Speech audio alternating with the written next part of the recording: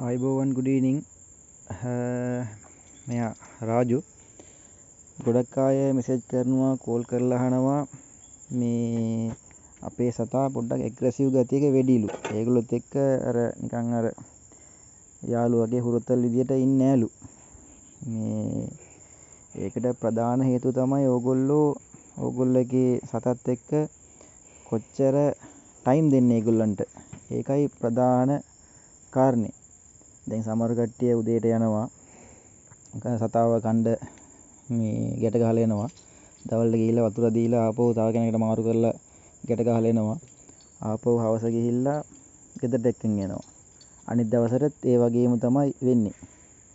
එහෙම වෙනකොට මේ සතා ඕගොල්ලොත් එක්ක අර ඉන්න කාලය ගොඩක් අඩු. ඕගොල්ලෝ සතත් එක්ක පොඩ්ඩක් කාලය වැඩියෙන් මේ සතාට දෙන්න ඕනේ. ඔයගොල්ලෝ කාලය පොඩ්ඩක් වැඩියෙන් සතත් එක්ක ඉන්න දෙන්න ඕනේ. පොඩ්ඩක් අත ගහලා ඒගොල්ලොත් එක්ක ඉන්න ඕනේ. එතකොට තමයි මේ සතා එහෙම පුරුදු වෙන්නේ. අර නිකන් හුරතල් වෙන්නේ. ඇග්‍රෙසිව් ගතිය නැති වෙනවා.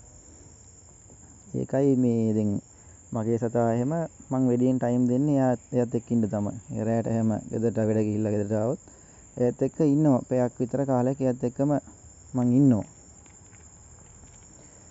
ඒකයි මේ මාත් එක්ක ෆිට් එකේ ඉන්නේ. බලන්නකො. රාජු මෙහෙරෙන්න. රාජු මෙහෙරෙන්න. මෙහෙර රාජු. මෙහෙරෙන්න. රාජු මෙහෙරෙන්න. මෙහෙරෙන්න. එයා මෙහෙනවා ළඟට එනවා. එහෙම එන්න කිව්වොත් එනවා. එවිල්ලා පොඩ්ඩක් එයා පොඩ්ඩක් අත ගන්නකොට එයාට නේ එහෙම ඔළුව පාත් කරලා දෙනවා. අත ගහන්න කියලා. එහෙම මෙයා පුරුදු කරලා තියලා තියෙන්නේ. ඉතින් එයාගේ පාඩුවෙන් ඉන්නවා. ඒකයි සතත් එක්ක වැඩියෙන් ටයිම් එක දෙන්න ඕන කියලා කියන්නේ.